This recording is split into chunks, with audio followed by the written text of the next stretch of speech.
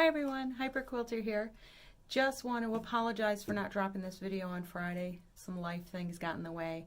However, we're back on track and I'm ready to give you some pointers on how to get those half square triangles done quickly. I know there's a lot of them in this pattern. I like them, and because I like them, it's probably not such a big deal to me, but I think they're fun and dynamic and they can add so much to a pattern and help you address so many issues in designing. So I tend to put a lot of half square triangles and things, a lot of flying geese, things like that. So today I'm going to show you what I do to cut down on the amount of work it takes in order to get them done quickly and accurately at the same time. I'm a big fan of the 2 at a time method. I zip through them pretty quickly like that.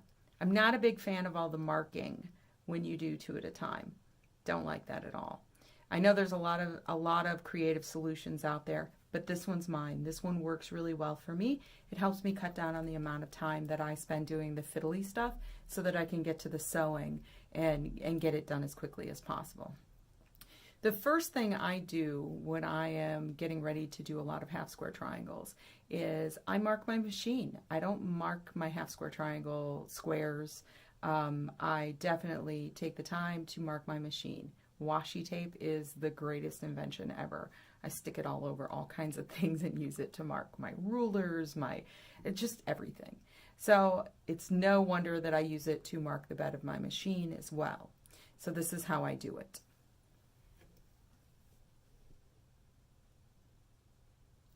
As you can see on my machine, I have a piece of washi tape.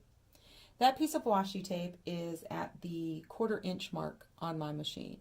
And I know it's the 1/4 inch mark because I measure it out. I do it every few times that I sit down at my machine to make sure that my settings are still correct, make sure that things haven't changed because of a different fabric I'm using or a different thread that I'm using, whatever. There are lots of things that can create variables in that.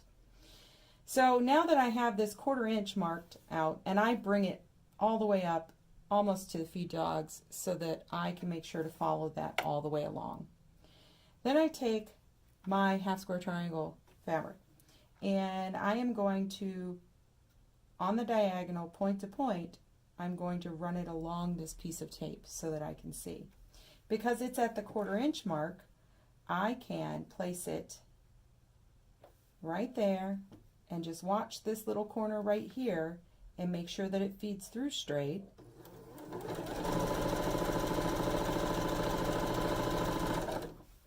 And then spin around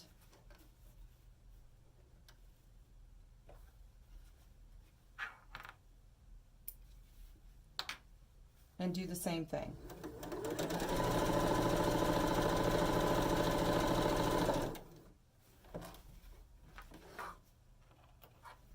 Now I have my half square triangle unit ready to be trimmed. And let me show you how I do that, which I think is much faster than the way I learned in the beginning.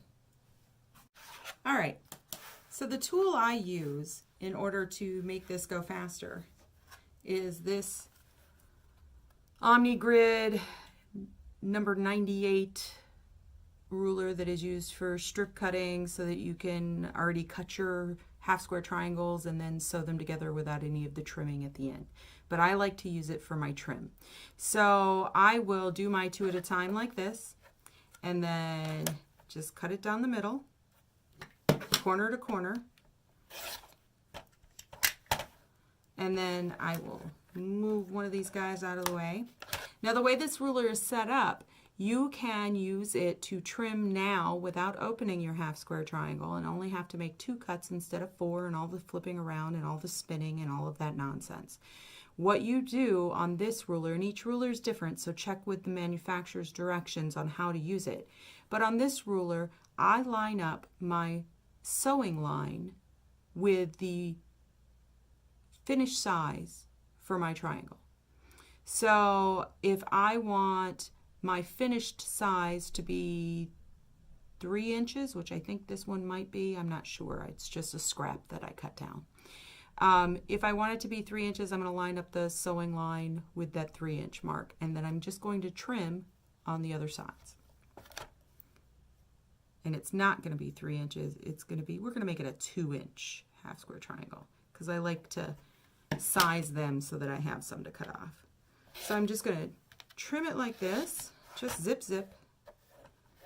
And because I lined it all up along the sewing line and not along the cut line, I'm going to have a perfect half square triangle that is going to measure true every time. Now I would take this to the pressing board and go ahead and press it out. I always press to the dark unless there's a reason not to.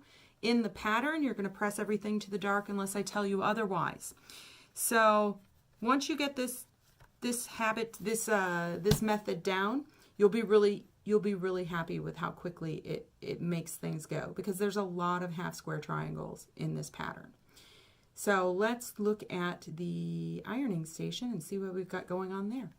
Okay, right now I'm in the middle of getting all my teal blocks done, and I want to show you a couple of quick little things. In the directions, it tells you the direction in which to press all of your seams. I want you to remember that you're doing that so that you can nest nicely and everybody lines up really well when you go to press them. The next thing I'm going to tell you to do is I like to spin my seams. And if you don't know how to do that, then let me show you. I think it makes a nice tidy block, and also it allows me to keep things nice and flat when I get ready for the quilting part. So this one, I just set the seam. What I'm going to do is I'm going to open that up, and you can see I've got seams going that way and press that way.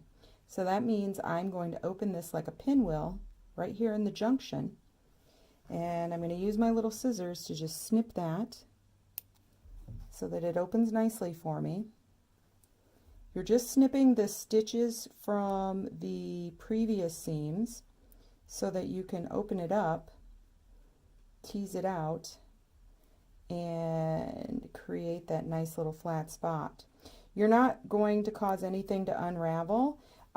Remember, you've locked this row of stitching down with the last row you just did. So this previous stitching, it's not in danger of causing anything to unravel. It is, however, going to make it so that we have a nice flat quilt block when we're done. Every opportunity I get to spin a seam, I do, because it overall helps cut down on the amount of bulk that I have in my sewing process. So I'm just going to give that a good little press so we're nice and flat. Everybody matches up real nice on the front, and on the back you'll notice that you have these cute little 4 patches where you've spun your seams open. That means you did it right, and it's going to lay much nicer when you get to the quilting. Now, after we get all these pressed out, then we're going to add the last row onto our block, and I'm going to nest those up so that I can take it right to the sewing machine and zip those right on. So here I'm going to make sure my orientation is correct, and I'll show you how to nest your seams just so that you know how, in case you don't, because not everybody knows everything. I remember I didn't know everything. I had tons of questions. So you're just going to slip those into one another until you feel them kind of lock into place. Once they've locked into place, then you're going to just give it a pin, making sure that it stays next to each other all the way down. That'll help keep your alignment right all the way across. So find it, get it locked in, and then put a pin in there. All right. So I'm going to keep doing this, and then I'm going to sew them all up, spin all my seams, and then I'll be good to go. All right, guys, I've got lots of blocks to trim. When you get to this point, you will too. I'm going to square everybody up, and then I'm going to start assembly. I'll give you another video with any little points and tricks I think might make it a little bit easier when you get to that point as well. So thanks for watching. Hope you're sewing along. I'll see you in about a week. Thanks.